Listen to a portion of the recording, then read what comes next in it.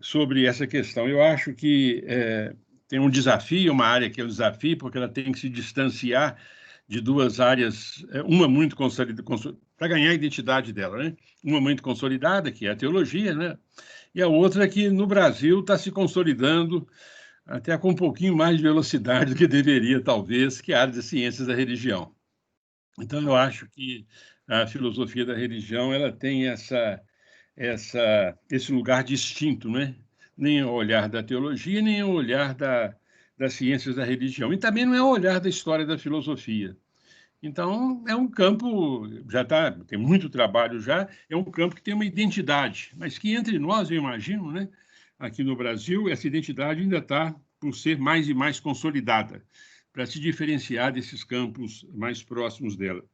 Eu acho que ela basicamente se ocupa, né, pode se ocupar desses problemas suscitados, seja pela crença religiosa, seja pela experiência religiosa, são questões de natureza filosófica que brotam nesses campos e chegam até ela. Eu acho bom. E acho também interessante também que ela possa retomar essa discussão do alcance cognitivo do saber religioso, né? Para muitas pessoas, o saber religioso permanece, às vezes, confinado, né, no domínio da experiência privada, uma experiência mais particular, e nós estamos começando a perceber que existe um alcance, vou usar uma palavra de uma forma mais aberta, um alcance empírico do saber religioso, não é? Que certamente não se confunde com o saber vindo das ciências sociais, ciências humanas, por exemplo, mas tem o seu objeto, tem direito a esse objeto. Essas questões todas estão pululando, nós temos pensado um pouquinho sobre elas também no Centro Loyola, e é bom, não é? Agora que com esse trabalho de vocês, essa questão, esse tema possa prosperar. Tá? Então, muito obrigado pela presença de todos vocês. Professor Glauber, todos são seus agora.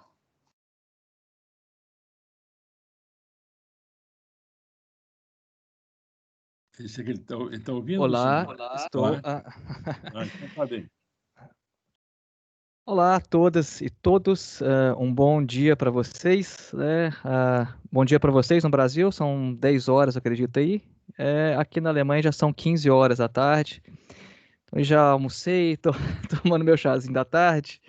E é um prazer enorme estar aqui participando com vocês, né? Fiquei muito feliz pelo convite e estar compartilhando um pouco dessa pesquisa que a gente fez sobre o argumento ontológico de Anselmo de Aosta e que resultou no artigo que saiu publicado no livro Filosofia da Religião, publicado pelas edições Loyola. Então, um prazer imenso estar aqui falando com vocês e eu agradeço a presença de todos vocês aqui nessa manhã. Bom, o Anselmo de Aosta, vamos falar um pouco sobre o Anselmo, nós vamos fazer agora literalmente uma viagem à Idade Média, que é um período que eu sou apaixonado, eu adoro estudar a Idade Média. O Anselmo de Aosta, ele nasceu em 1033, na cidade de Aosta, na Itália. E faleceu na Inglaterra, em Canterbury, né, que a gente chama de Cantuária, em português, no ano de 1109. Né? Então, ele é um pensador praticamente ali do século XI, onde ele mais escreveu. O Anselmo, ele é conhecido por esses dois nomes, né? Anselmo de Aosta e também Anselmo de Cantuária. Anselmo de Aosta por causa do local de nascimento dele, né? E Anselmo de Cantuária porque depois ele foi arcebispo, né? Lá em Cantuária, em Canterbury, na Inglaterra. Então a gente encontra essa referência ao Anselmo por esses dois nomes, né? Anselmo de Cantuária ou Anselmo de Aosta. O Anselmo ele ficou famoso na história da filosofia por causa de um argumento muito interessante que ele formulou, chamado o argumento ontológico, para demonstrar a existência de Deus. Quando ele formulou esse argumento dele, numa obra chamada Proslógio, o argumento ele não tinha essa denominação, né, porque o termo ontologia ele veio a surgir bem depois na história da filosofia. No século XI não existia esse termo ontologia. Embora a área, o que se denomina, né, ontologia, o que se faz dentro da ontologia, obviamente já existisse já desde os gregos antigos, né? Mas esse argumento que a gente chama de ontológico, que nós vamos falar sobre ele hoje, ele não tinha essa denominação em sua época. O Anselmo, ele escreveu uma obra chamada Monológio, na qual ele tentou demonstrar a existência de Deus através dos argumentos axiológicos e os argumentos cosmológicos, né? O argumento cosmológico é aquele argumento que vai tentar demonstrar a existência de Deus através do cosmos, partindo do cosmos. É um tipo de argumento, né, uma categoria de vários argumentos que partem do cosmos, parte da experiência, parte da ordem criada para tentar chegar à existência de Deus. E os argumentos axiológicos são argumentos que partem dos valores morais, né? E nessa primeira obra, chamada Monológio, o Anselmo, ele, a pedido, né, dos outros monges, ele desenvolveu vários desses argumentos, mas ele percebeu que a argumentação estava muito complicada, muito complexa. E ele sentiu a necessidade de fazer um argumento depois mais simples. E isso acabou resultando na sua obra Proslógio, que é sobre a qual a gente vai falar um pouco aqui hoje. E qual que é a relevância, né, a título de introdução, né, qual que é a relevância disso que a gente vai falar aqui hoje, né? Por que que é relevante? Porque quando a gente fala sobre a história da filosofia, dificilmente a gente vê o Anselmo sendo tratado em algum livro de introdução.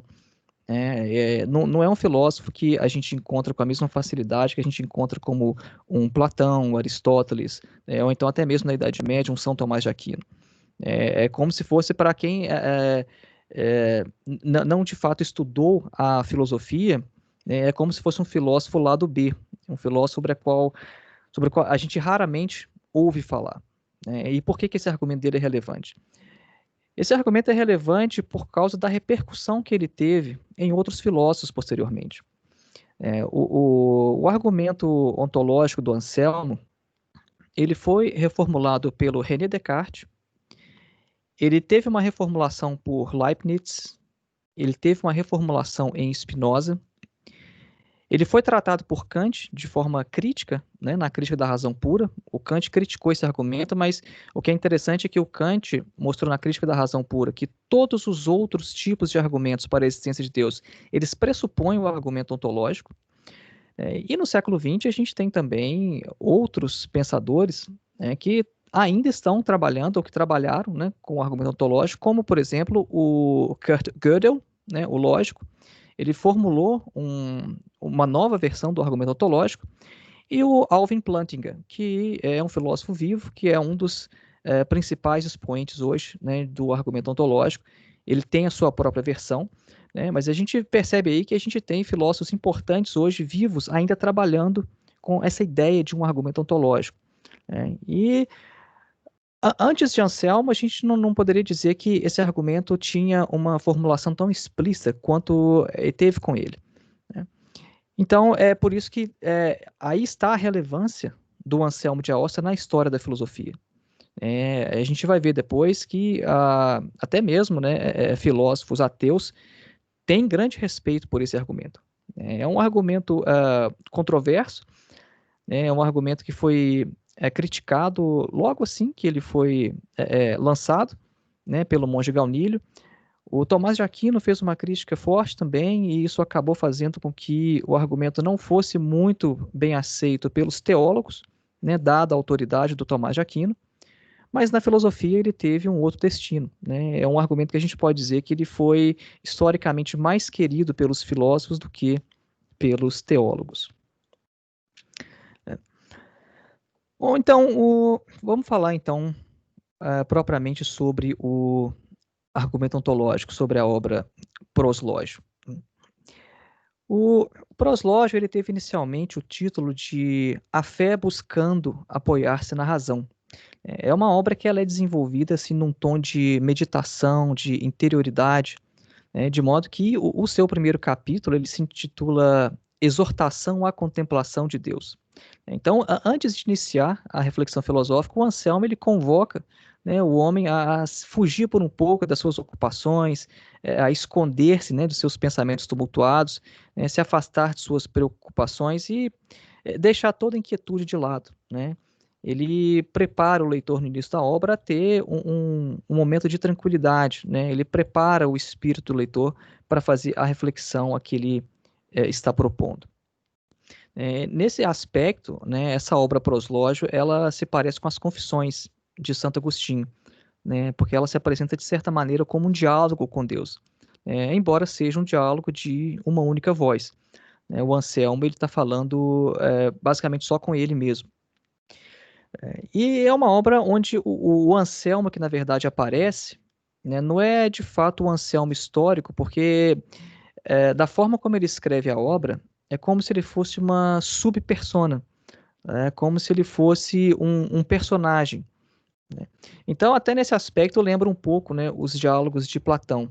Embora o estilo de escrita da Idade Média não seja exatamente aquele estilo dialético de Platão, às vezes a gente encontra algumas semelhanças, e essa ideia que a gente encontra aqui de usar uma subpersona numa reflexão filosófica é uma das características, né, que até se parecem bastante com os diálogos platônicos, né, nesse aspecto.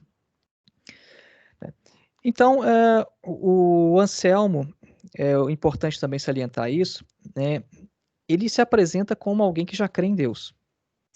O argumento é para demonstrar a existência de Deus, mas ele não se coloca exatamente como alguém que não acredita, como alguém que vai partir de uma tábula rasa, né? Ele se coloca, não, eu acredito em Deus, né? E ele fala que, assim como Santo Agostinho, né, ele afirma que não busca compreender para crer, mas que ele crê para compreender. Só que ele acha que seu argumento é ele está tão convicto da força do seu argumento, né, que ele fala que mesmo que ele não quisesse crer na existência de Deus, ele seria obrigado a admitir racionalmente que Deus existe. Então, essa é a estrutura da obra como o Anselmo escreveu. Acho que tem algum microfone aberto, não é? Isso, obrigado. Já fechei.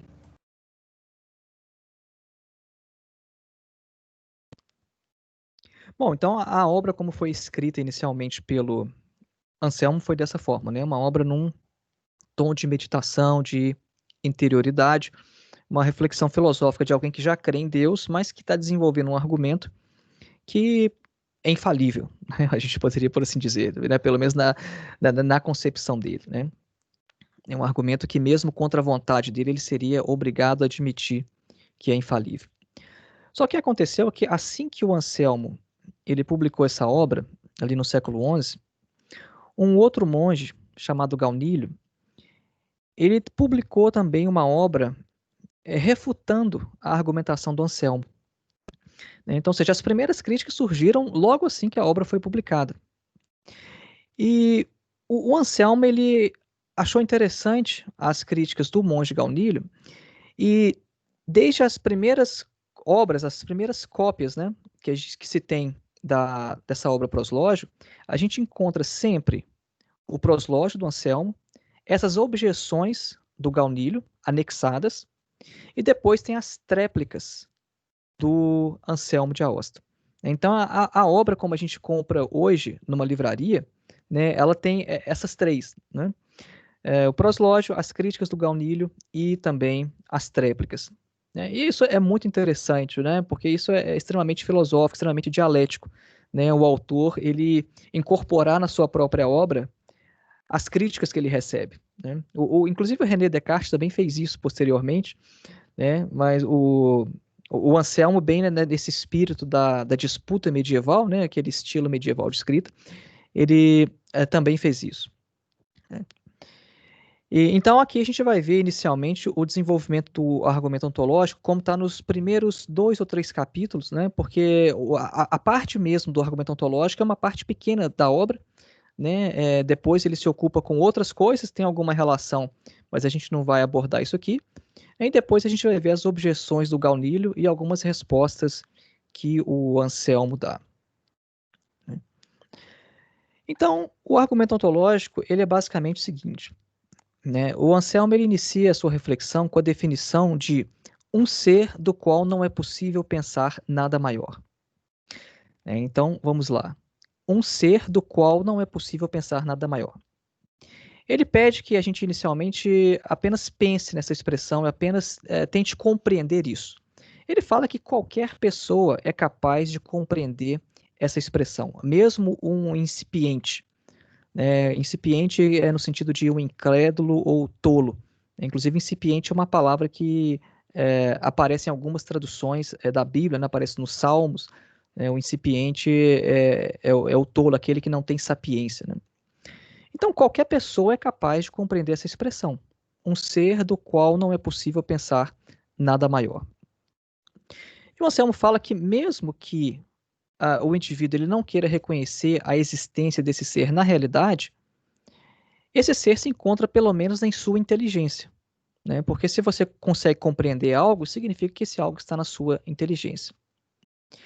Então, o Anselmo fala que nesse primeiro passo da argumentação não há dificuldade nenhuma, né? Porque ele não está aqui no primeiro momento querendo dizer que esse ser existe. Ele fala só isso: olha, você consegue compreender essa expressão? Um ser do qual nada maior pode ser pensado? Então, ok. Então, ele requer apenas que o tolo, que o incipiente compreenda a expressão. E o Anselmo ele está já consciente que você ter a ideia de um objeto na inteligência é bem diferente de compreender que esse ser realmente exista. E ele dá um exemplo de um pintor. Ele fala, um pintor, por exemplo, ele já tem na sua mente a obra que ele pretende pintar antes de pintar essa obra. Mas ele não compreende nada da existência real, porque ele ainda não pintou. A pintura ainda não existe. Somente depois que ele pintar aquilo que está na cabeça dele, é que ele vai também, de certa forma, compreender a existência daquilo.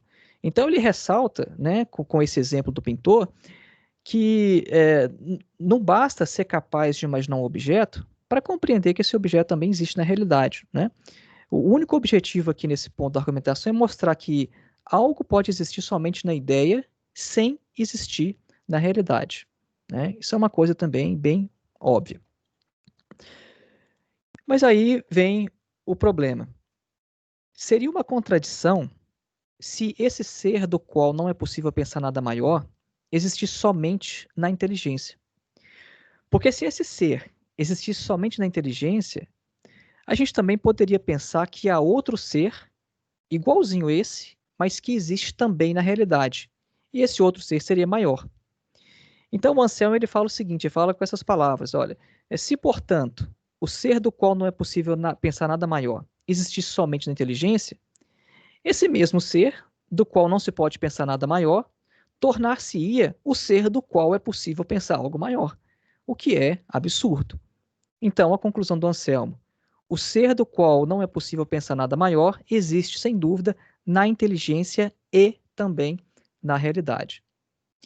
Ou seja, se a gente consegue pensar esse ser do qual não é possível pensar nada maior, mas fala que ele não existe, então é possível pensar, né, eu estou recapitulando, é possível pensar um ser como esse, mas que existe na realidade, e aquele primeiro ser, que a gente achou que era do qual não podia pensar nada maior, ele é o ser do qual é possível pensar nada maior, né?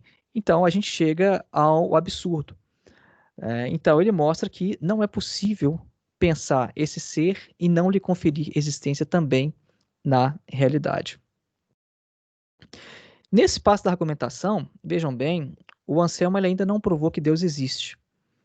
Depois ele vai falar que nós acreditamos que Deus seja aquilo do qual nada maior pode ser pensado. Mas cuidado, ele não falou nada sobre Deus ainda. Ele falou um ser do qual não é possível pensar nada maior, não falou nada sobre a essência desse ser, nada, né, sobre a sua substância, não falou absolutamente nada. Ele só falou da ideia desse ser. Tanto é que no proslógio ele vai passar depois vários outros capítulos tentando mostrar que esse Deus no qual nós acreditamos, ele é esse ser do qual a gente falou, né, no início da obra. Né? Depois ele vai tentar fazer essa equiparação, essa equivalência, mostrar que Deus é esse ser. Mas então, a efeito de argumentação filosófica, a gente ainda não falou nada sobre esse ser. Né? Só falou sobre um ser sem saber sobre a sua natureza, a sua essência, sem nada. Então, ele vai mostrar posteriormente, né, que tudo que pode ser dito sobre Deus pode ser dito também sobre o ser do qual nada maior pode ser concebido. E através dessa estratégia, ou seja, vamos enumerar aqui características divinas e vamos ver aqui o que se segue, né, o que a gente pode dizer do ser do qual nada maior pode ser pensado, e a gente vai ver que eles são, na verdade, o mesmo.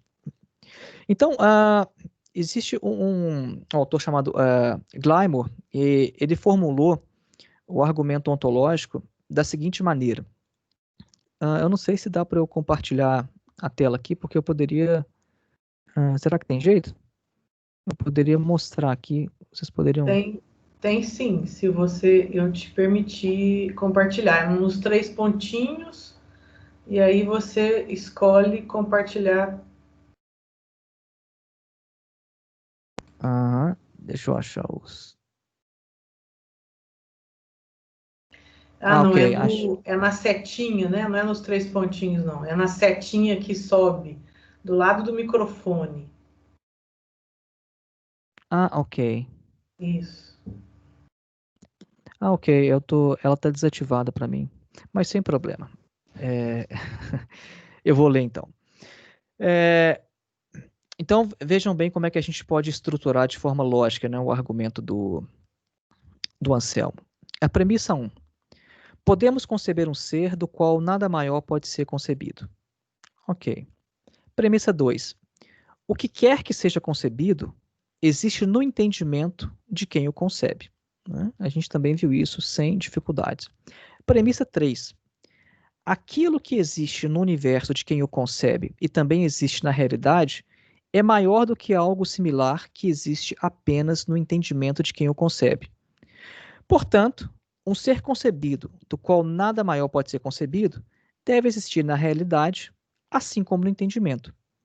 A premissa 4 é: Deus é um ser do qual nada maior pode ser concebido. Conclusão: Deus existe na realidade. O ponto nodal dessa afirmação aqui é que o ser do qual nada maior pode ser concebido, ele existe no entendimento e ele não pode existir somente no entendimento. Isso aqui parece ter pelo menos 2 questões implícitas. Né? A primeira é que é maior, em geral, existir na realidade do que existir apenas no entendimento. Né? E que é maior, especificamente no caso desse ser, do qual nada maior pode ser concebido, existir na realidade do que apenas no entendimento. Né? Vejam que a questão principal é essa aqui, né? Porque quando ele fala no seu argumento que se a gente não conferir existência a esse ser na realidade, a gente pode pensar outro que existe na realidade, por que há uma contradição aqui? Olha, porque existir é maior do que não existir. Esse é o ponto. Existir é maior do que não existir. É por isso que se a gente pensar nesse ser e ao mesmo tempo não lhe conferir existência, a gente pode pensar outro que existe. E esse outro que existe vai ser maior porque aquilo que existe, né, vai ser maior nesse caso porque a existência é maior que a não existência. Então, o argumento ontológico, ele é basicamente isso. Né? Ele é basicamente isso. É um argumento que, ele de fato é um argumento muito simples. Né? Acho que nesse aspecto o Anselmo ele foi bem sucedido em seu projeto. Né? A gente mencionou logo no início que ele tinha escrito uma obra anterior, né, no qual ele apresentou outras provas para a existência de Deus, mas ele achou que aquelas provas eram complexas, complicadas, né, os argumentos cosmológicos e axiológicos que ele desenvolveu, e nessa obra, de fato, ele achou um argumento muito simples. Um argumento sem recorrer ao cosmos, sem recorrer ao mundo, sem recorrer a valores morais, sem recorrer a absolutamente nada. Né? Um argumento elegante, né, por assim dizer, pela sua simplicidade, e é um argumento que gerou muita discussão. Né? A gente mencionou que tem filósofos vivos hoje, trabalhando ainda no argumento ontológico, né? E ele deu uma grande discussão. Né? Quando a gente pega, por exemplo, a ética do Spinoza, o Spinoza inicia a sua ética com esse argumento. Né? Dos primeiros capítulos ali, a primeira coisa na ética do Spinoza, o argumento ontológico. Então, vamos passar então agora para as críticas de Gaunilo, né? Porque é aí que fica interessante. né? Eu lembro, tem até um salmo, não lembro qual salmo que fala algo nesse aspecto, né? Que às vezes quando uma pessoa fala uma coisa, parece que ela tem razão, até que vem um segundo e faz a crítica, né? É interessante quando a gente vê a crítica, porque às vezes alguém traz uma crítica que em algum aspecto para a gente antes era insuspeito. Então, o Gaunilo, o que a gente sabe sobre ele? A gente conhece essas críticas sob o nome de Gaunilo, mas a gente não tem certeza se de fato existiu um monge com esse nome que escreveu essas críticas ao argumento ontológico. Então, tradicionalmente, as críticas são atribuídas a ele, né, a um monge de Marmoutier. Só que nem o Anselmo, nem um biógrafo contemporâneo do Anselmo, que é chamado de Eadmer, eles se referem ao autor do Proincipiente pelo nome, né? Então é interessante, né? O Anselmo não fala, olha, Gaunilo, né? Então o Anselmo, na verdade, parece que ele não conhece a identidade de quem escreveu essa crítica, porque no início das Responsio, né? No início das suas tréplicas, quando o Anselmo vai responder essas críticas, o Anselmo fala o seguinte, olha, quem quer que tu sejas que colocas na boca do incipiente essas argumentações, né? E o biógrafo do Anselmo, ele fala que ele se refere, né, a esse crítico como alguém. Então, isso é um detalhe histórico, mas quem quer que seja esse interlocutor que criticou o Anselmo logo ali na época, a gente também vai chamar ele de Gaunilo. E o Gaunilo, ele escreve como se também no estilo de uma subpersona, né? A gente falou que o Anselmo fez isso, ele se coloca como uma subpersona no seu texto. O Gaunilo também vai fazer isso. Ele vai se colocar no lugar de um incipiente. Porque vejam, o Gaunilo, ele é um monge, né? Só que ele vai se colocar como, olha, vamos supor que eu seja um incipiente, eu vou argumentar como se eu fosse um tolo, um incipiente, um incrédulo, né? Então eu argumentaria dessa forma e vai colocar a crítica dele então, né? Uma das coisas que o Gaunilo fala é o seguinte, olha, se algo está na minha inteligência somente porque eu compreendo as palavras que o expressam, então seria possível também afirmar o mesmo a respeito das coisas falsas ou absolutamente inexistentes. Então, na verdade, ele coloca isso em forma de pergunta para o Anselmo, né? Porque eu posso, por exemplo, imaginar um elefante rosa. Então, diversas coisas existem na inteligência, né, que a gente pode compreender, né, diversas expressões, mesmo que essas coisas não existam na realidade, né? Então, o primeiro ponto o que o Gaunilo coloca olha, o Anselmo, a gente encontra na inteligência diversas coisas que são incertas, duvidosas e falsas, né? E com frequência a gente até mesmo acredita nessas coisas, né? É um fato incontestável que nós e muitas pessoas às vezes acreditamos em coisas falsas, né? E o Gaunilo, ele fala então que esse argumento do Anselmo, ele é válido apenas quando já se tem de antemão a certeza de que aquele ser do qual não se pode pensar nada maior, ele existe no pensamento de maneira diferente da que é possível existir as coisas falsas ou duvidosas, né? Então o Gaunilo fala, olha, a gente não compreende o objeto depois de ouvir essa expressão que você fala aí, Anselmo, né? Depois de ouvir, né, o ser do qual não se pode pensar nada maior. Essa descrição, ela apenas aponta, ela está apontando para um objeto do qual a gente já tem conhecimento. Então, se o argumento do Anselmo estiver correto, né, pensa o Gaunilo, não haveria na inteligência a distinção dos momentos de compreender a ideia do objeto e de compreender a sua existência, né? E esses dois momentos, né, eles são ilustrados também por um exemplo de uma pintura, né? O mesmo exemplo que o Anselmo deu, né? Uma pintura, ela existe primeiro na mente do pintor e depois na obra realizada, né? Então não seria possível distinguir entre esses dois momentos, né? Afirma o Gaunilo, né, se a gente já não tivesse de antemão a certeza de que a gente conhece esse objeto de forma diferente do que conhece as outras coisas, né? E outra objeção, né? Aqui a gente não vai passar por todas as objeções, tá? A gente selecionou algumas das que o Gaunilo coloca, Mas uma outra que é importante a gente salientar é que ele fala que se é possível conceber que Deus não existe, também é possível pensar da mesma forma que o ser maior que todos, né, em latim o maius omnibus, ele também não. Né? Vejam, isso é uma realidade, né? Existem diversas pessoas que pensam que Deus não existe, elas acreditam que Deus não existe. Então, o Gaunil, ele tem aqui a distinção, né? O ser, do qual não se pode pensar nada maior é uma coisa, e Deus é outra. Né? Nesse momento ele faz a distinção, olha, e ele fala o seguinte, olha, da mesma forma que tem gente que não acredita em Deus, tem gente que pode também acreditar que esse Deus não existe. Né?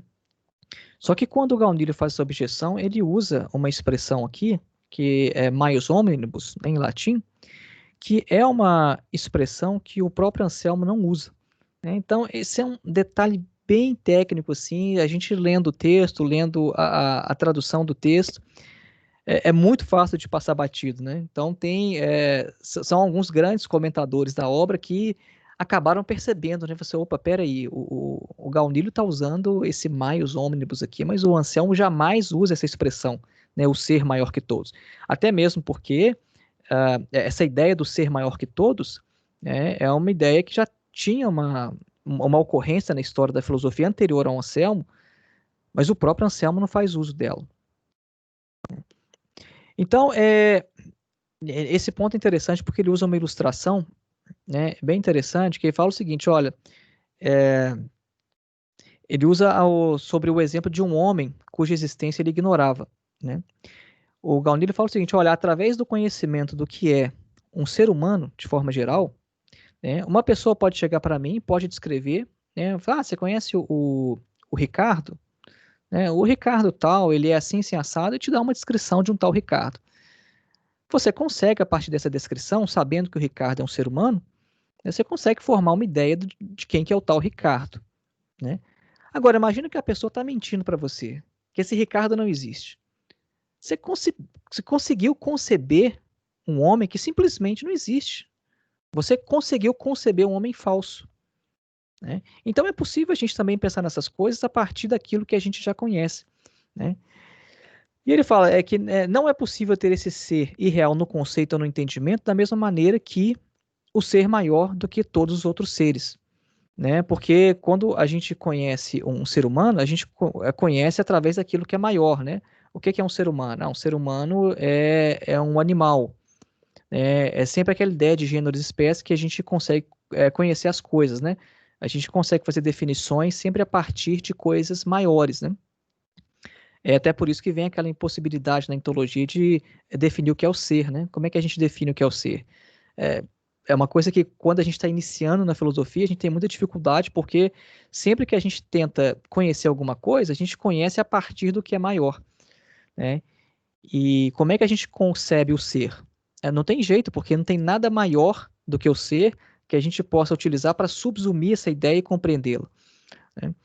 Então, esse passo da argumentação aqui é o que o Gaunil está criticando. Né? A gente não consegue, né, conceber esse ser.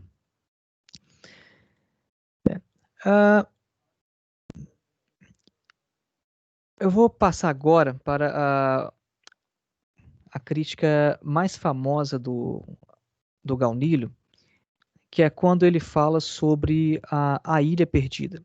Né? Porque eu acho que essa é de mais fácil entendimento. Né? Eu acho que essa imagem ela é mais interessante para a gente compreender a crítica. Né?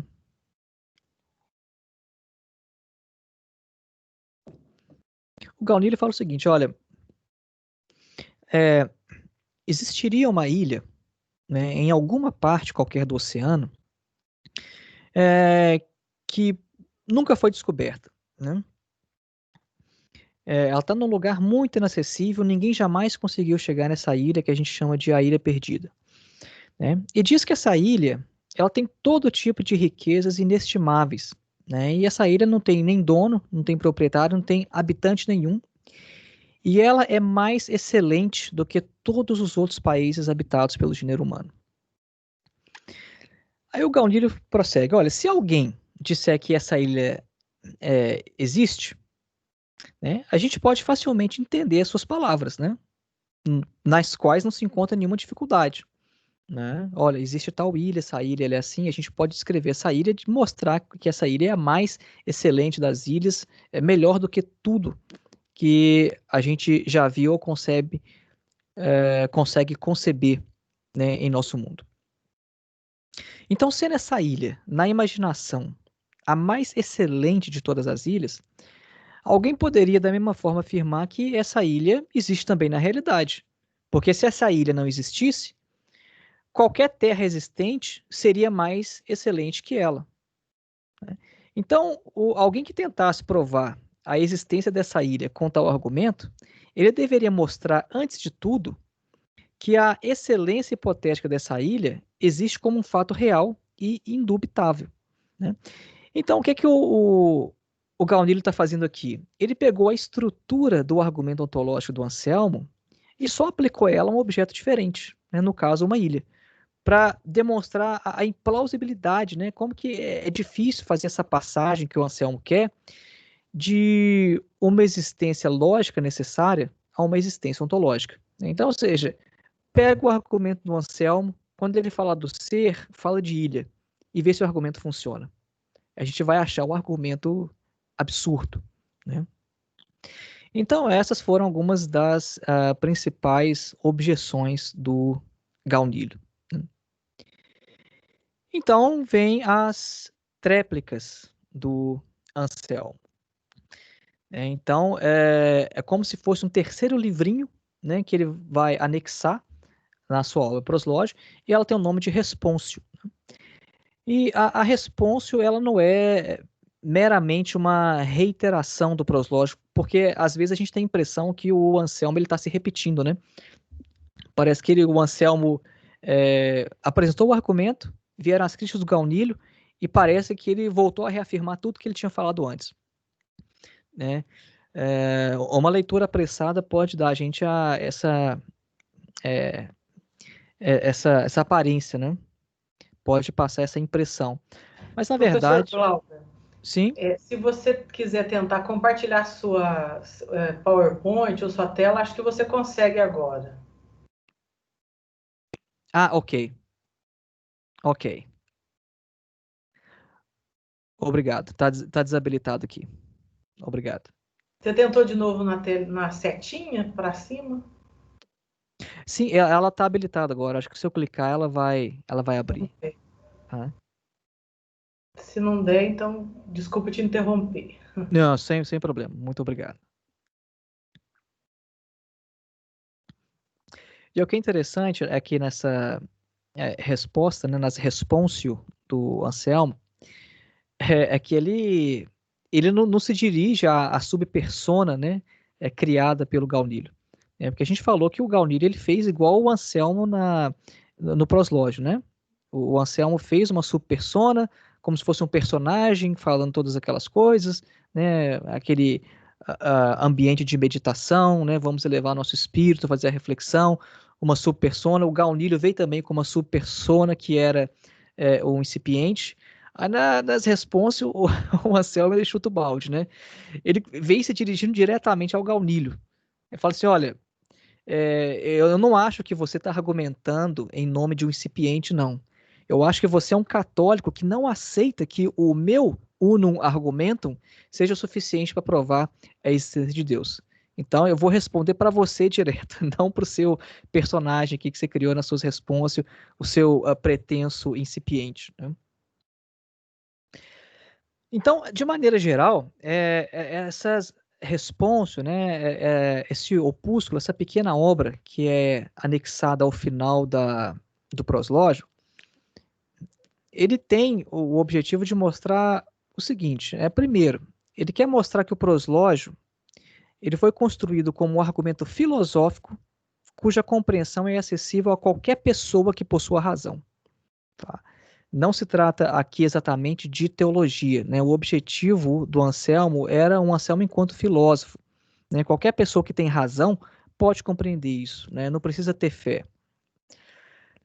O segundo ponto é que a identidade entre Deus e o ser do qual nada maior pode ser pensado, ela é central para o argumento do proslógio, né? Embora no início, né, da argumentação ele fale somente de um ser, a gente tem que lembrar que no final da obra, né, nos capítulos restantes, ele tenta fazer essa identidade entre esse ser abstrato, né, que na filosofia às vezes a gente até chama de o Deus dos filósofos, né, e o Deus cristão, né? Ele tenta fazer isso depois nos capítulos restantes, né?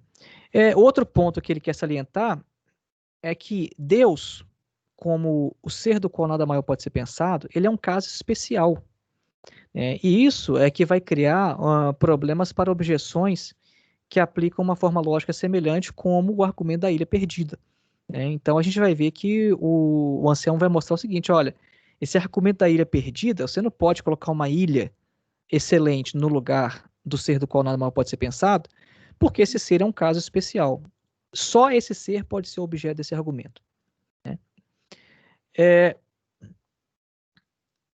E um outro ponto, né, que um outro objetivo que ele alcança, né, com as suas respostas é que o argumento do proslógio ele se ocupa do ato de pensar sobre Deus e não de uma análise do conceito de Deus. Isso também é uma distinção importante.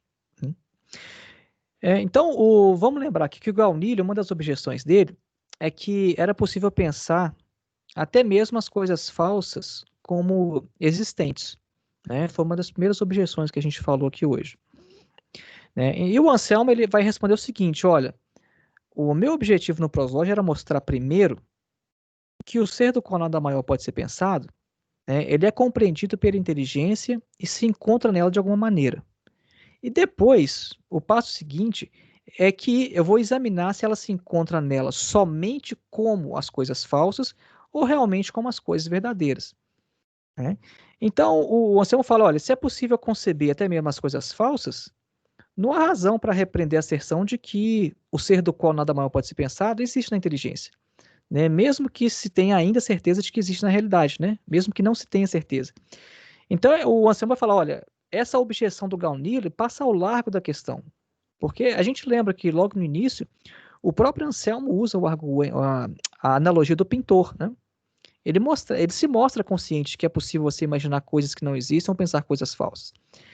Então, para o Anselmo, essa crítica do Gaunilho não se aplica porque ele tem consciência disso. E o que o argumento quer mostrar é se esse ser existe como as coisas falsas ou não. Ele não tem problema em admitir que a gente pensa coisa falsa.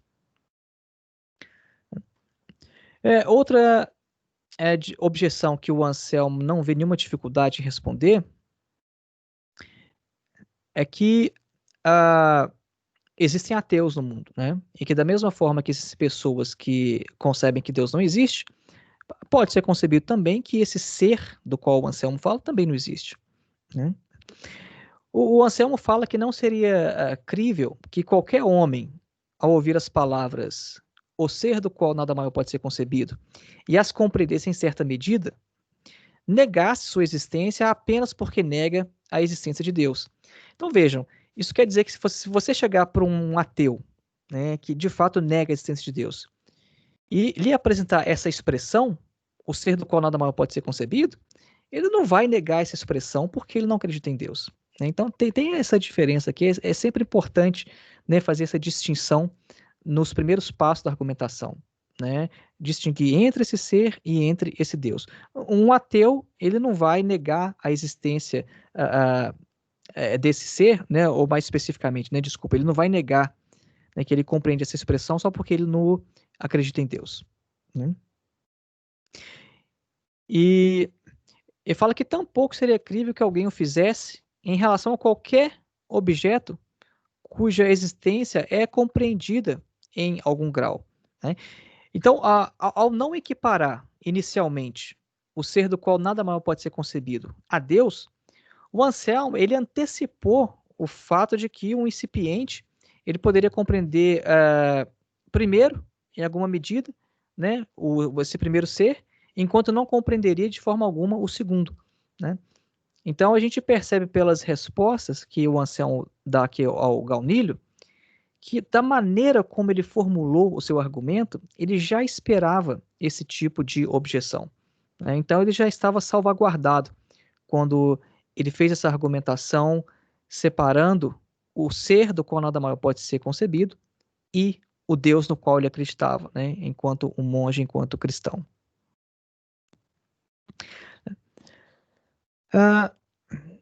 Eu não sei como é que está a questão do tempo aí, né? Mas eu vou avançar aqui então para a tréplica que ele faz ao argumento da ilha perdida, né? Que eu acho que é a objeção mais interessante, né? O Anselmo vai falar que essa paródia que o Gaunilho fez, colocando uma ilha no lugar do ser do qual nada maior pode ser concebido, né? Essa paródia não vai funcionar, né? Porque ele fala que é apenas no caso do ser do qual nada maior pode ser pensado que se pode derivar certas coisas, né? Que esse argumento ele só pode estabelecer a existência deste ser supremo e de nada mais. Porque ele fala que ilhas e todos os outros seres que existem e não existem em sua totalidade em todos os tempos e lugares, né? Eles não podem ser o sujeito da ratio Anselmi, né? Da razão anselmiana, né? Ou seja, isso tem a ver com a questão que objetos que são criados, né, eles podem ser concebidos como existentes ou não existentes. É totalmente possível a gente pensar que essa ilha, num determinado momento, ela não existia. A gente pode pensar no início do planeta Terra, né, em algum momento essa ilha ela não existiu, né?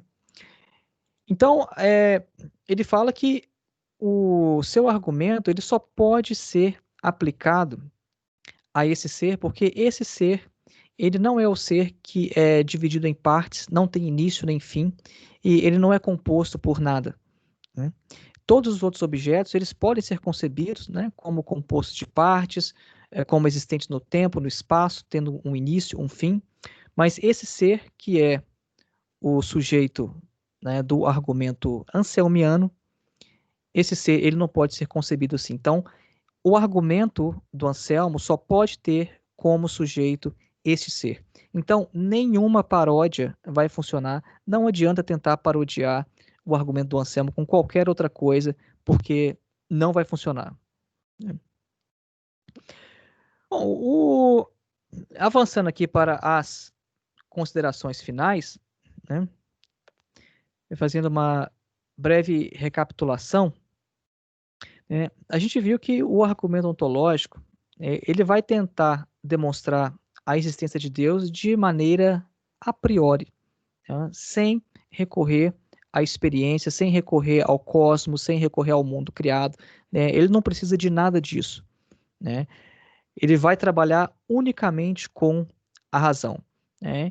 E essa obra ela surgiu justamente porque o Anselmo percebeu que os outros argumentos que ele tinha formulado antes, né, o argumento cosmológico e axiológico numa obra anterior, eram argumentos que eram muito complicados, eram muito complexos, né?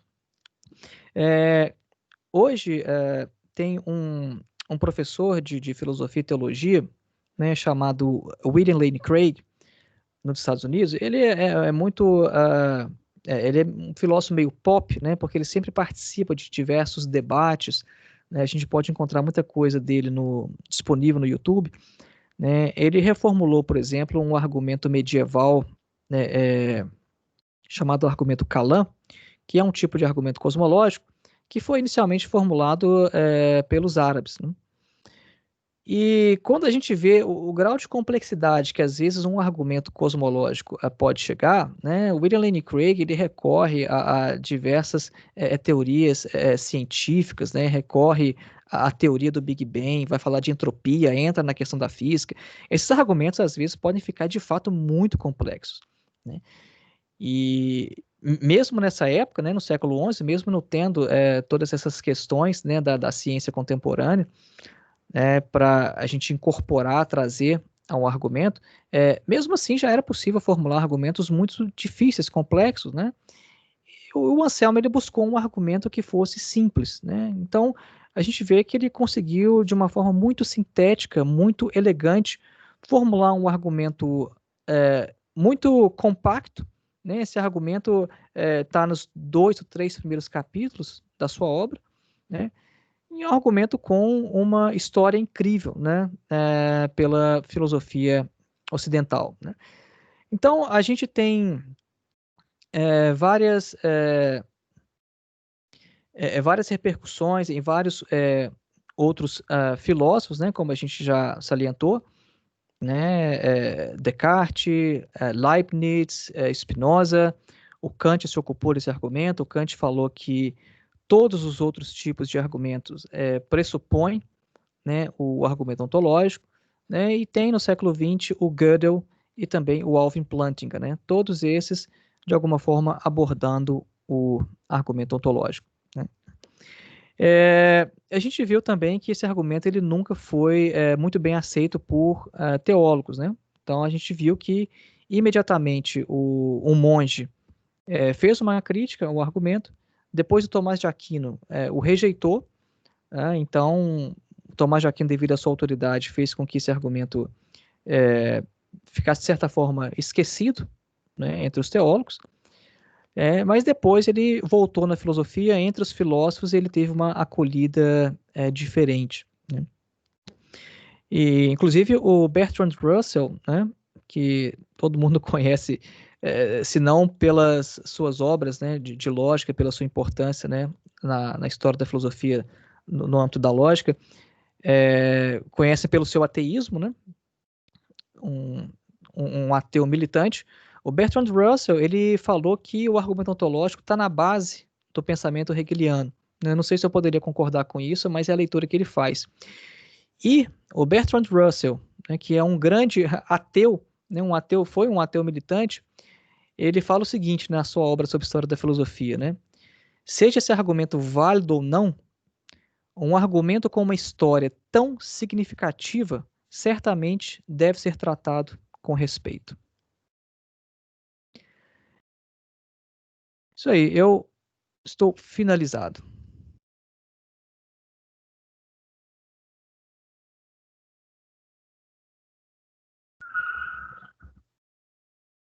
Vamos passar para as perguntas.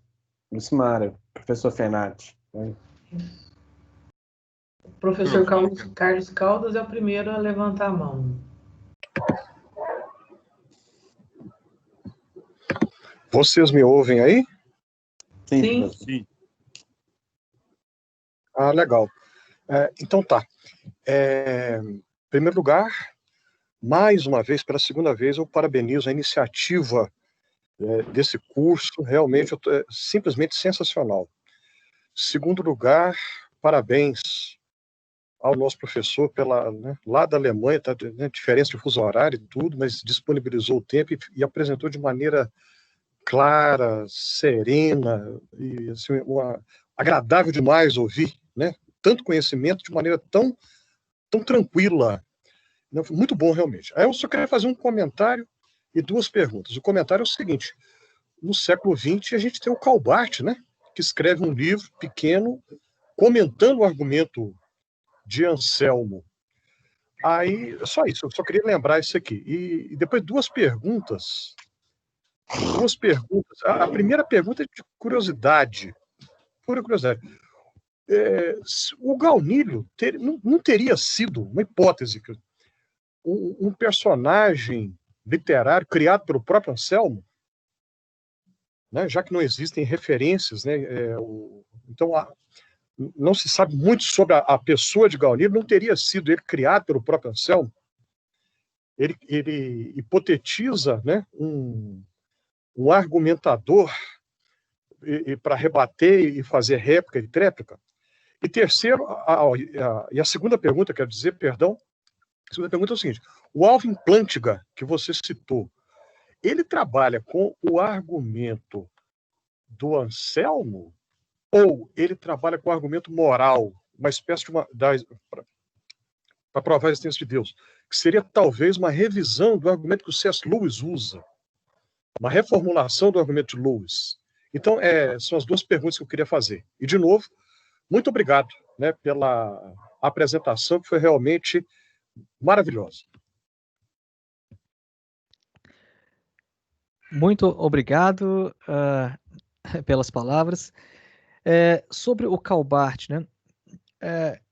É interessante demais você citar isso, porque quando eu estava desenvolvendo essa pesquisa, né, tem muitos anos já, eu estava no Brasil ainda, eu não consegui acesso a essa obra do Calbart.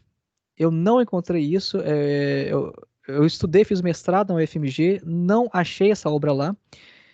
Eu acho que eu pesquisei na época no site da FAGE, parece que a FAGE tinha essa obra, por algum motivo eu não consegui pegar essa obra lá. Eu tenho até mesmo curiosidade de saber como que o Calbart ele trata isso. Eu não sei nem se essa obra foi traduzida, né? Mas enfim, eu não incorporei isso na minha pesquisa, no texto que foi para o livro, porque eu não consegui acesso ao livro mesmo, né, do Bart. Sobre o Gaunilha ter sido criado pelo Anselmo, eu não encontrei nenhum comentador que ventilasse essa hipótese, né?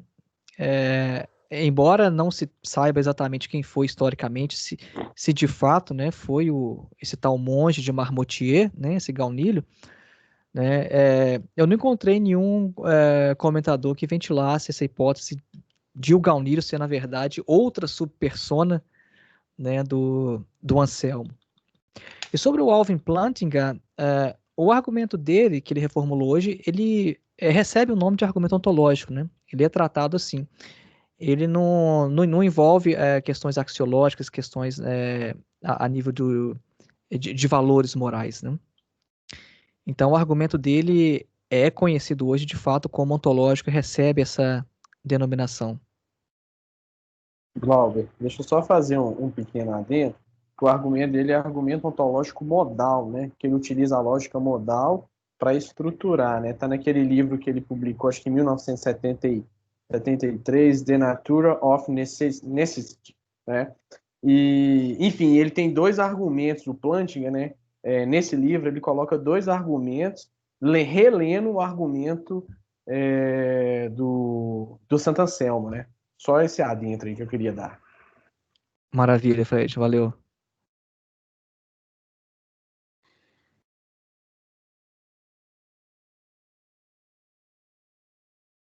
Posso fazer uma pergunta?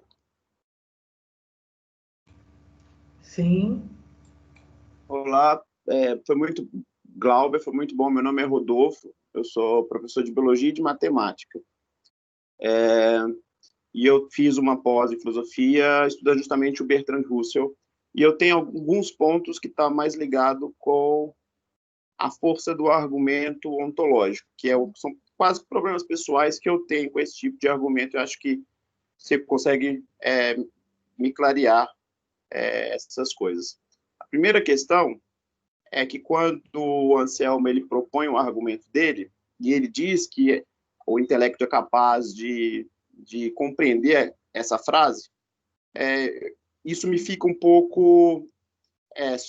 isso fica como sombra para os dias de hoje. Por quê?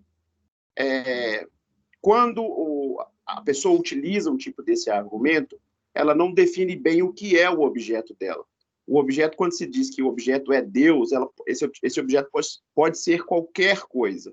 Qualquer coisa no sentido de que o intelecto não consegue compreender as características desse conceito. Então, fica muito vago para mim sempre quando alguém apresenta o argumento dessa espécie. Não estou aqui falando se Deus existe ou não. Para mim, é a clareza ou a validade desse tipo de argumento nos dias de hoje. Nunca me parece que a pessoa consegue, ao trazer o argumento ontológico, ela consegue realmente fazer com que o intelecto humano compreenda de fato que objeto ela está falando, ou se não é apenas uma ligação de conceitos humanos, como eu acho que o Carnap falou isso, não lembro muito bem, mas a tentativa de conceitos humanos de ligar coisas que ele já compreende na existência para tentar construir um objeto que vai além da existência. Consegui explicar mais ou menos a minha pergunta? Inclusive, sinto muita saudade da Alemanha. A Alemanha é um lugar muito bom. Maravilha, Rodolfo. Eu acho que eu compreendi a sua pergunta. Eu vou tentar responder. Se eu não tiver compreendido, aí você pode complementar. De fato, quando a gente está falando desse ser, né, de fato é muito abstrato, né? Esse que é o problema do deísmo, né, do chamado, ou do Deus dos filósofos, né? É o problema é, da própria ontologia, né? Quando a gente fala ser, como é que a gente compreende o ser? Quando a gente começa a estudar metafísica, ontologia, chega no conceito de ser, do que a gente está falando? Né? Porque se a gente está falando, por exemplo, desse copo, é uma coisa concreta, né? Esse copo, eu posso compreender o que é isso. Agora, e o ser? Né? De fato, é um problema de tratar na ontologia, né? Sobre se compreender esse objeto, né, do qual se fala, o Anselmo, ele, inclusive, ele responde uma crítica semelhante do Gaunilo, porque ele fala que, por exemplo, a gente designa coisas, se conversa sobre coisas que a gente, de fato, não compreende. Por exemplo, quando a gente fala que algo é impensável, o que é algo impensável? Algo que não pode ser pensado, mas a gente não está falando sobre algo impensável. A gente designa coisas que a gente não pode compreender. É a mesma coisa com o inefável, né? Aquilo que não se pode pronunciar. Né? A gente consegue designar essas coisas, embora a gente não consiga compreendê-las. Né? E tem até um exemplo também que ele usa em relação ao Sol. Né? Você não pode olhar diretamente para o Sol. Né? Você não pode, de fato, olha, estou vendo aqui o Sol. Você não consegue apreendê-lo de forma direta. Né? Mas você consegue ver os seus reflexos, né? Você consegue ser exposto aos seus efeitos. Né? Então, ele comenta sobre isso também, em algumas respostas ao Gaunilho, né? Ele faz esses comentários sobre o inefável, o impensável, sobre o Sol, e é de fato uma dificuldade, né? O pessoal que trabalha com apologética, né, eles têm essa dificuldade de, às vezes, partir unicamente da razão e, a partir daí, só através da razão, tentar mostrar que aquilo que eles conseguem provar racionalmente se identifica ao conteúdo de fé, né? Porque você tem que fazer um salto em algum momento, né? E isso aí na cadeia de raciocínio, né, do pessoal que trabalha com apologética, talvez seja o elo mais fraco, quando eles tentam fazer essas coisas unicamente através da razão e fazer essa passagem, né? É por isso que tem pensadores como Kierkegaard, por exemplo, que vai falar sobre um salto, né, que em algum momento você tem que dar um salto de fé. E a segunda pergunta que eu queria fazer, muito boa resposta, é mais ou menos isso que eu penso também. A segunda pergunta que eu queria fazer é, não seria melhor uma proposta de uma tentativa de filosofia sobre o ser, vamos dizer assim, se ela não estivesse andando com as mesmas categorias que, por exemplo, a ciência física faz? Por quê? Porque, em questão de linguagem, tanto filosofia quanto a física, geralmente acabam apontando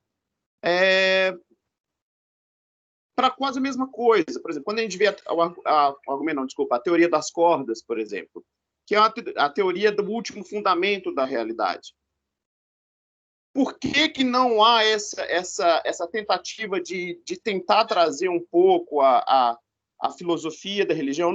Teologia eu não posso dizer porque eu não tenho muito conhecimento teológico, mas de tentar igualar a linguagem, porque me parece que, em última instância, se fala da mesma coisa. Só que a filosofia traz uma linguagem com um pouco mais de estética, vamos dizer assim, enquanto a física, por exemplo, traz uma linguagem mais matemática, mas, no final das contas, tenta apontar para a última entidade do mundo. Deu mais ou menos para entender a segunda pergunta? Essa é a última.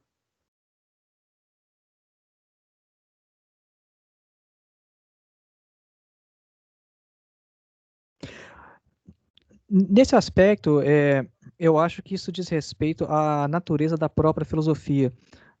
Quando a gente vai lá para os pré-socráticos, fica muito claro que a filosofia ela é, de certa forma, a ciência da totalidade.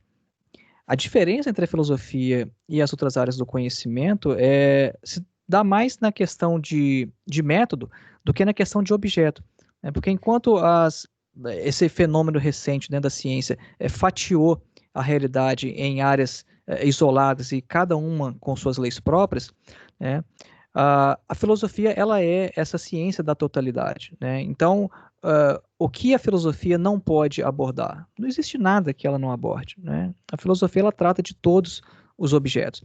A questão está em como que se dá essa articulação, porque depois que houve esse fatiamento, né, esse desfacelamento do saber unitário, né, nesse processo histórico aí da separação das ciências, vários pensadores se ocuparam, né, de tentar pensar uma unidade, uma nova unidade. Como é que a gente pode juntar isso tudo que a gente conhece?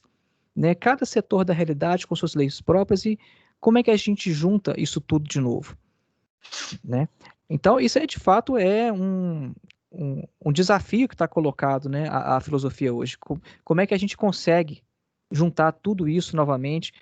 O que a filosofia ela faz hoje? Tem autores, por exemplo, como o Morente, né, que aquele livro é um livro muito gostoso de introdução à filosofia, né, as lições preliminares de filosofia, né? A definição que ele dá de filosofia olha, para definir o que é filosofia, você pega o que ela era, você vê o que saiu dela, que se especializou, e o que sobrou hoje, isso é a filosofia. A filosofia foi o que restou depois que ela foi esfatiada, né? Então, essa é a definição que o Morente dá, né? Mas, de fato, existe essa questão, né, de a gente tentar juntar tudo de novo e saber como é que a gente trata isso. Uma nova metafísica seria capaz de dar conta disso, né, de investigar o fundamento do real, assim como o Aristóteles, né, ele fez, né, que Aristóteles que inicialmente investigou a física e nos livros que vieram depois da física, né, o Andrônico de Rhodes colocou lá a etiqueta de metafísica, que vem depois da física, né? Teria como a gente fazer isso? É uma questão que eu acho que está em aberto. Obrigado. Posso estar me ouvindo, Glauber? Sim, Ricardo. Sim, estou ouvindo. Glauber, eu acho que essa questão, ela o ser, do qual nada maior pode ser pensado, isso é uma estrutura da inteligência humana. A inteligência humana, querendo ou não, ela caminha para esse lugar, seja no domínio teológico, seja no domínio filosófico, né? Por exemplo, vamos imaginar que alguém impõe uma hipótese materialista. Ele está respondendo a seguinte questão: a matéria é aquilo além da qual nós não podemos pensar mais. Então, essa estrutura, ela é constitutiva da filosofia, constitutiva da razão humana. A razão humana, necessariamente, ela nos conduz para um lugar de interrupção da estrutura dela. Seja Deus, seja matéria, seja o que for, quando você começa a pensar, você pensa metafisicamente, não tem jeito. Esse é um primeiro ponto. O segundo ponto curioso é que para você pensar alguma coisa, como você disse no começo, é preciso que você inclua essa coisa em algum outro lugar. Se você não faz no modo de pensar, se você não faz essa inclusão numa coisa maior, você não consegue pensar. Então, você não consegue passar sem colocar hipótese de uma coisa maior do que todas as outras, e você não consegue pensar essa coisa maior do que todas as outras. Então, é um impasse difícil de sair, né, na tradição racional. Eu sou obrigado a pôr questão, isso é um pouco kantiano também, né? Eu sou obrigado a pôr questão, pela estrutura da razão, ela caminha para o universal, não tem jeito.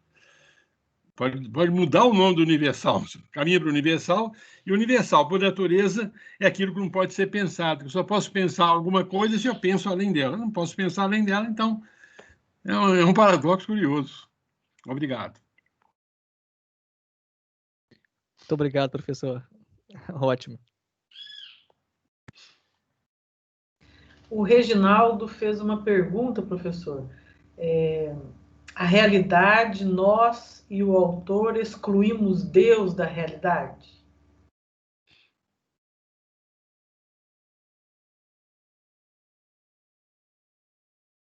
E continua.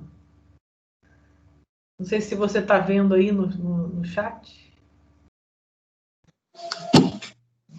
sim, estou lendo aqui. A realidade, nós e o autor, excluímos Deus da realidade. Wittgenstein, quando diz da branco e da brancura fora dos objetos.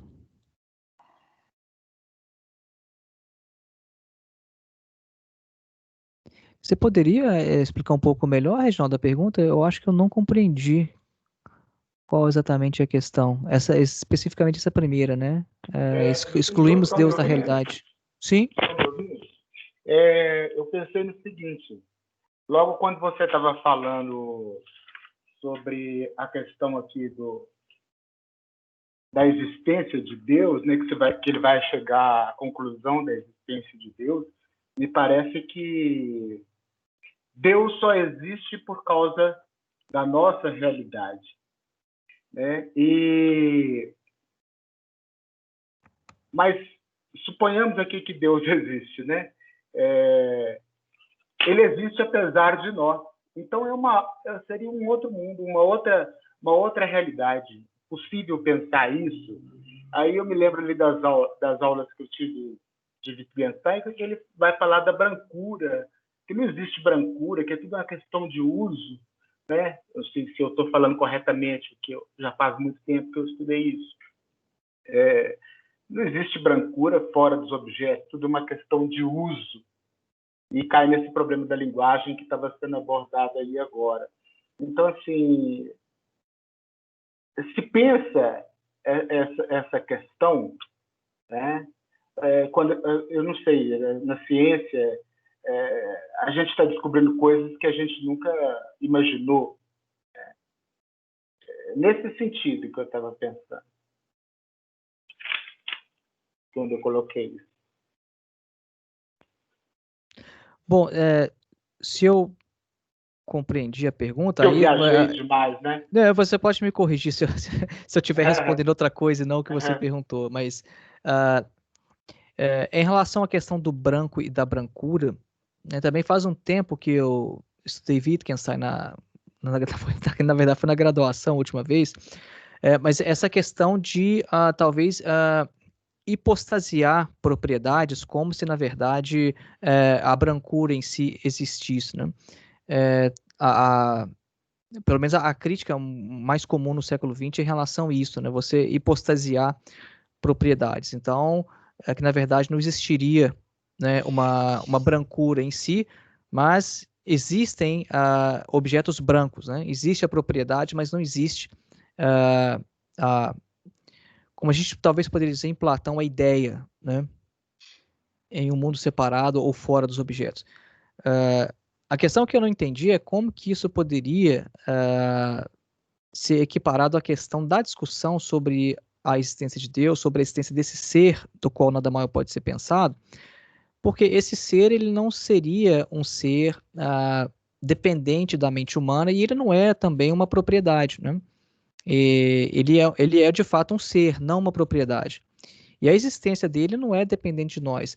O que, na verdade, o argumento quer mostrar é que a gente pode ter conhecimento sobre a existência desse ser através da nossa razão.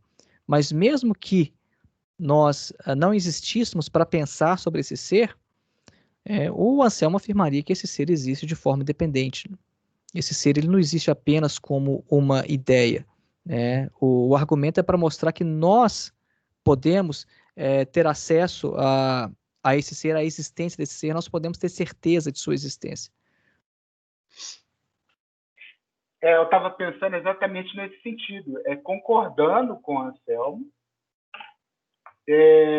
praticamente na linha que ele usa na tréplica, que ele vai falar que nenhum outro argumento serve, porque é um outro nível de entendimento.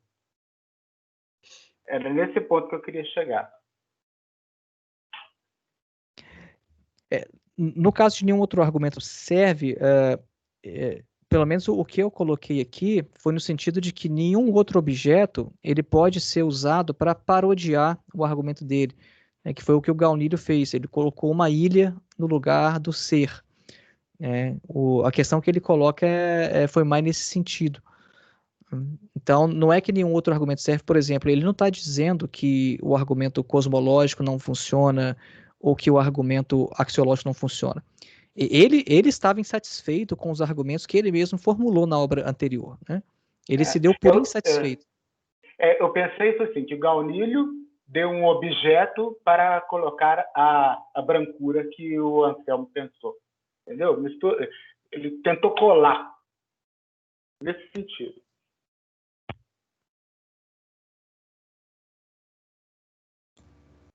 Professor, tem mais uma pergunta do Alex. Não sei se ele quer habilitar o microfone e fazer a pergunta, mas eu vou ler. A expressão Deus não existe, Deus é, posto que tudo que é explicável não pode ser Deus, o que existe vem do que é, nada maior pode ser pensado.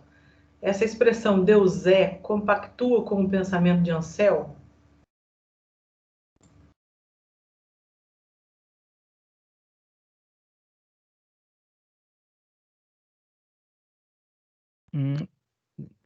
Ok, eu achei que a expressão Deus não existe, Deus é, posto que tudo que é explicável não pode ser Deus.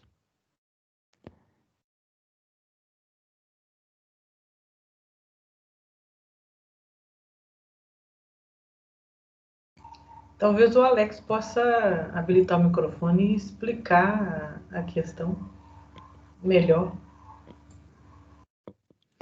Bom, a gente tem que separar os dois momentos da argumentação do Anselmo. No primeiro passo, né, o que é mais importante, ele faz uma distinção entre esse ser do qual ele está falando e Deus. É muito importante ter isso em mente, porque a segunda parte do argumento, inclusive, é uma parte que tem mais a ver com a fé do Anselmo do que propriamente com o Anselmo filósofo, né? Porque, vejam,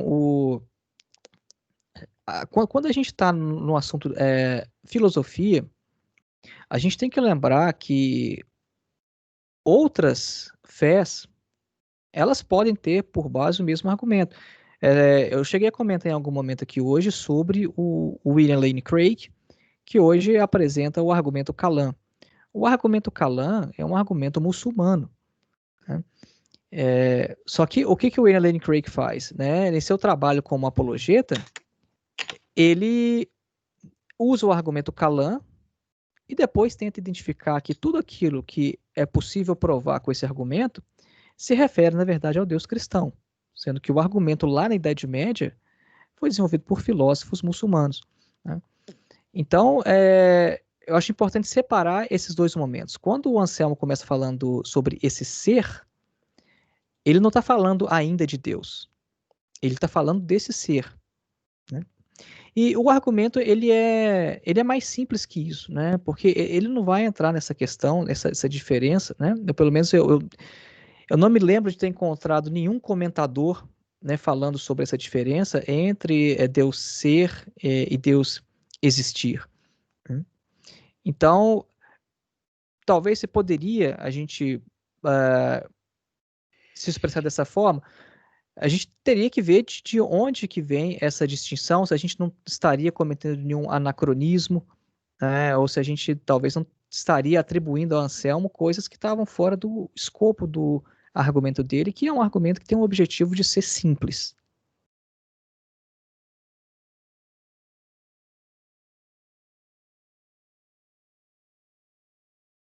Se eu não tiver respondido a questão, só complementar aqui, pode ligar o microfone, que eu acho que fica mais fácil. Talvez eu não tenha entendido, né, a pergunta e tenha respondido outra coisa.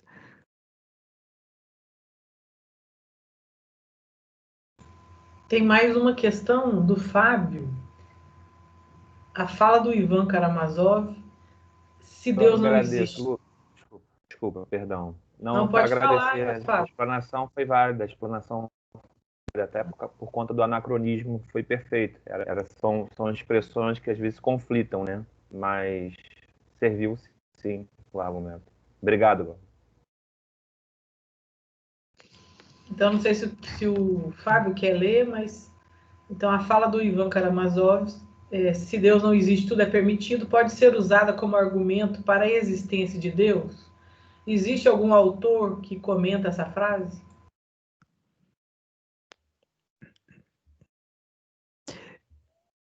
Inclusive, um dos autores que comentam sobre isso, né, é o Slavoj Žižek, né, aquele pensador que hoje é praticamente um popstar, né, autor muito prolífico, né. O Žižek, na verdade, ele afirma que se Deus não existe, nada é permitido. Ele inverte essa frase, né. Mas aí ele vai recorrer a muita coisa também da psicanálise lacaniana, né, que ele é um lacaniano, né. Mas eu saberia só indicar que o Zizek ele trata disso, eu não saberia reproduzir, né, como que ele aborda isso, mas ele fala sobre isso e ele inverte, né? Se Deus não existe, nada é permitido. Essa é uma das frases curiosas que o Ivan nunca disse isso. Essa frase ele nunca disse essa frase não existe nele. Essa frase é uma ilação de pessoas daquilo que ele disse. Essa frase não está no texto. É congruente com o pensamento dele, claro, mas a frase que é muito típica, né? Essa frase não existe. Não existe no texto, né? Ô, Glauber, deixa eu fazer uma pergunta para você. Vamos imaginar que nós sejamos adeptos da parte filosófica do argumento do Anselmo, tá? A primeira parte. Se eu substituísse o conceito se eu tomasse como esse ser do qual nada maior possa ser concebido, não como um pedaço do mundo em particular, uma ilha ou coisa que valha, mas a matéria. Que resposta que você pode me dar? Que Anselmo poderia dar? A matéria, não uma matéria particular, claro, isso aí não tem jeito. Se ela fosse concebida como aquilo que nada maior, que não é maior, nada maior do que a matéria pode ser concebido. Eu acho que essa é uma questão interessante, né? Eu gostei quando você citou sobre Kant, né, que a razão necessariamente nos leva a isso, né? Porque não importa se a gente coloca a matéria ou esse ser como o fundamento último do real, porque sempre que a gente quer parar essa cadeia, essa interrupção ela é arbitrária. Então, mesmo que a gente coloque a matéria, aí vem a pergunta, tá, mas de onde vem a matéria? A matéria, né, os argumentos do William Lane Craig vão muito nesse sentido, né? Você precisa de alguma coisa maior, e ele vai recorrer à física para mostrar por que a matéria não pode ser o fundamento último, né? Aí você vai buscando o fundamento do fundamento da matéria, e o fundamento do fundamento do fundamento da matéria, né? E essa é uma das coisas que eu também mais gosto em Kant, né? A crítica que o Kant fez ao argumento ontológico. E a forma como eu vejo a coisa hoje, né, é que a interrupção dessa cadeira é sempre arbitrária, né? Pelo menos, eu ainda não consegui ver alguém que conseguisse interromper isso de uma maneira racional, sem fazer recurso, né, a uma interrupção arbitrária mesmo, poderia assim dizer, né? Ok. Ô, Glauber, eu posso só fazer um comentário sobre isso? Sim. É porque eu acho que há uma confusão, justamente quando as pessoas tentam fazer algo, uma regressão ao infinito, há uma confusão justamente sobre o que é o tempo. A regressão ao infinito é uma não compreensão do que é o tempo.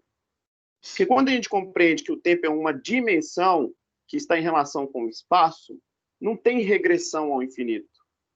Porque o tempo só existe como tempo quando ele está vinculado com o espaço. Eu acho que é uma tentativa humana de fazer uma regressão partindo da sua compreensão biológica de tempo. Que a nossa compreensão biológica de tempo é um tempo linear. Mas o tempo, enquanto algo que é estudável, ele não é algo linear. Ele é algo que está em relação com outro algo. Então, eu acho que não tem nem necessidade de dessa tentativa de regressão ao infinito. Porque justamente, eu acho que fica uma coisa mais sofista nos dias de hoje, de tentar usar um argumento quando esse argumento não está em relação com aquilo que a gente entende que é o tempo. Era só isso mesmo.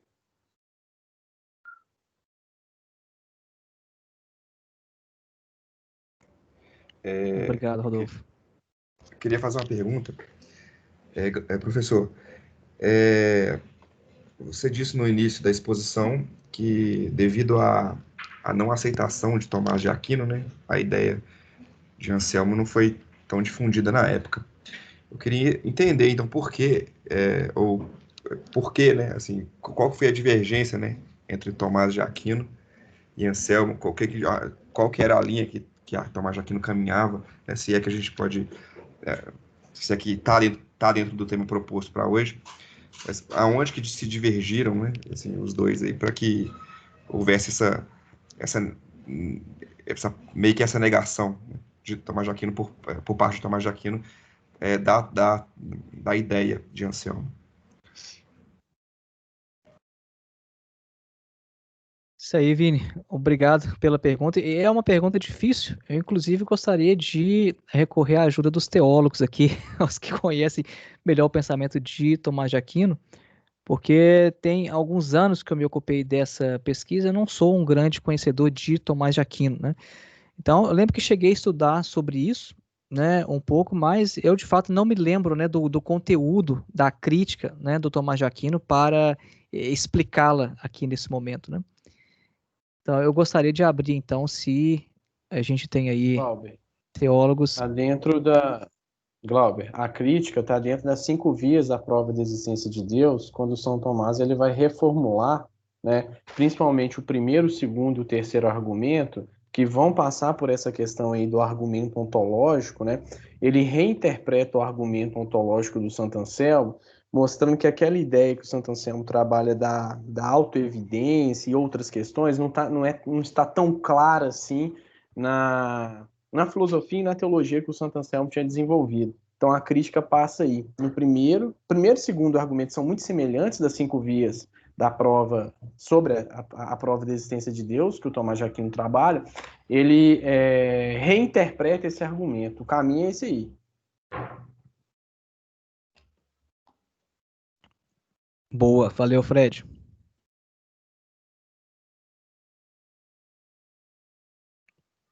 Mais alguém, pessoal? Algum conhecedor de Tomás de Aquino possa nos ajudar? Aí talvez o Frederico pudesse se valer do professor McDowell, porque essa questão que você está mencionando, o Heidegger teria se enganado com relação a essa questão na leitura de São Tomás de Aquino. E o padre McDowell, que é um heideggeriano, mostra que não, que foi Heidegger que se enganou com relação a São Tomás de Aquino. Que é diferente. Alguém colocou rapidamente isso aí. É a diferença entre ser e existência. Mas isso é um outro mundo, então não tem jeito de... Mas eu acho que o padre McDowell pode perfeitamente discutir isso aí. Não, e outra questão, né, professor? O Padre Vaz também ele aponta que a leitura que o Heidegger vai fazer do Tomás de Aquino é via Soares, né?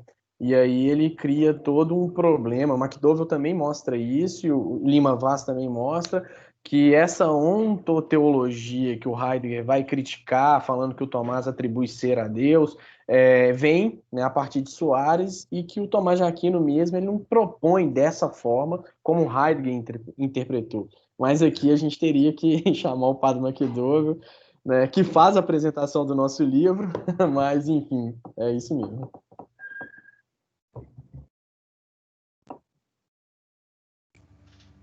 Então, não sei se tem ainda uma última questão ou se a gente vai encerrando. Não sei se o professor Glauber quer fazer uma consideração final.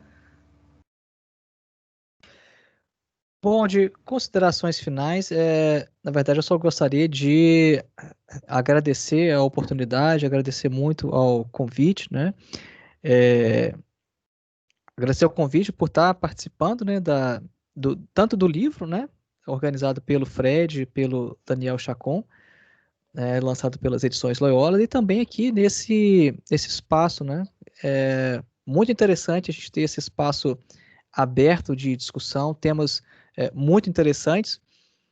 No sábado passado, que foi o início, eu não pude estar presente por causa de um outro compromisso aqui na cidade, né? Diferença de fuso horário também, eu tive treinamento, Mas a partir da semana que vem eu vou estar aqui com vocês, porque sem sombra de dúvidas, um evento de alto nível. Fico muito grato por ter participado e agradeço muito o convite.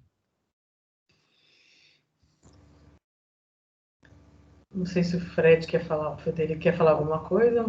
Eu só queria agradecer ao Glauber, né? Agradecer também ao Centro Loyola, ao professor Fenati, a Lucimara, né, por ter acolhido a nossa proposta. Queria mais uma vez indicar o nosso livro, né, de Filosofia da Religião.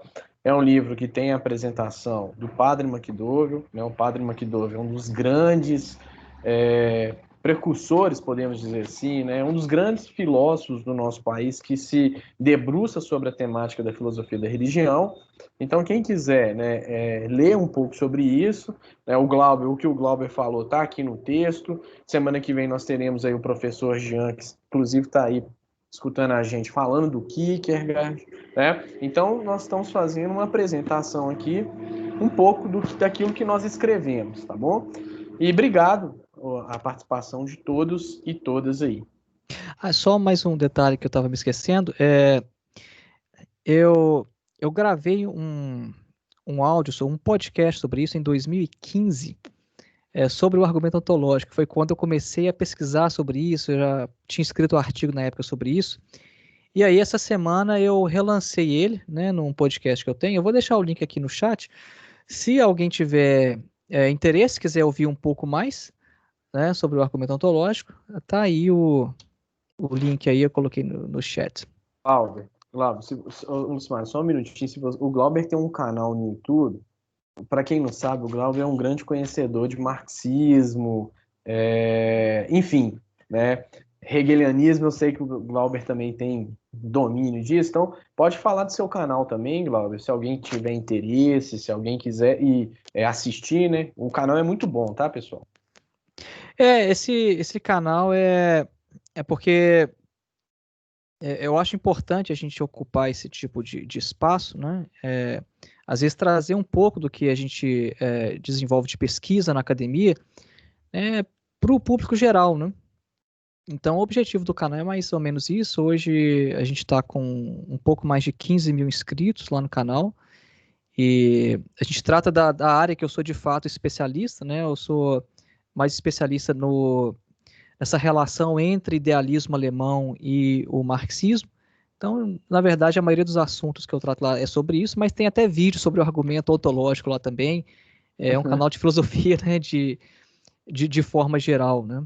Como é que chama o canal, professor Glauber? O canal ele se chama Filosofia Vermelha. Deixa eu colocar o link aqui também, para poupar o trabalho de vocês terem que pesquisar. Né? E é um canal interessante, porque eu acho que um canal com o nome de filosofia, né, assim, despertar interesse assim do pessoal às vezes até me surpreende, sabe? Ver que tem tanta gente às vezes interessada por filosofia, por esse tipo de reflexão, né? Tá aí o link já.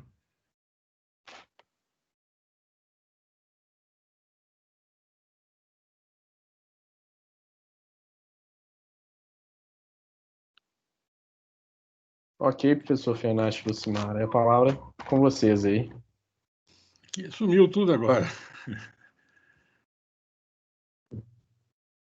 Agradecer a todo mundo, ao Glauber, a todo mundo aí, e convidar para a semana que vem, também 10 horas, o professor Jean sobre Kierkegaard. Então, dando sequência, obrigado pela presença de todo mundo e está todo mundo convidado para a semana que vem. E tem um site do Centro Loyola, também vou fazer uma propaganda. Quem quiser entrar no site do Centro Loyola Belo Horizonte, vai achar muita coisa interessante nessas discussões que nós temos fazendo aqui também. Você está sem microfone, Lucimara. Você está com o microfone. As aulas gravadas, elas estão no canal do YouTube do Centro Loyola de Belo Horizonte, né? Eu costumo mandar o link para a próxima aula na sexta-feira à tarde, para quem se inscreveu. Envio para todo mundo. É bom conferir no spam, às vezes o link vai parar no spam, né? E na segunda-feira, no máximo, a gravação vai para o canal do YouTube. Tá? Muito obrigada novamente ao professor Glauber e a presença de todos. Bom dia a todo mundo. Grande abraço, pessoal. Bom dia, obrigada, gente. Boa tarde, professor Glauber. Boa tarde. Bom dia a todos. Bom dia para vocês, bom almoço. Obrigada.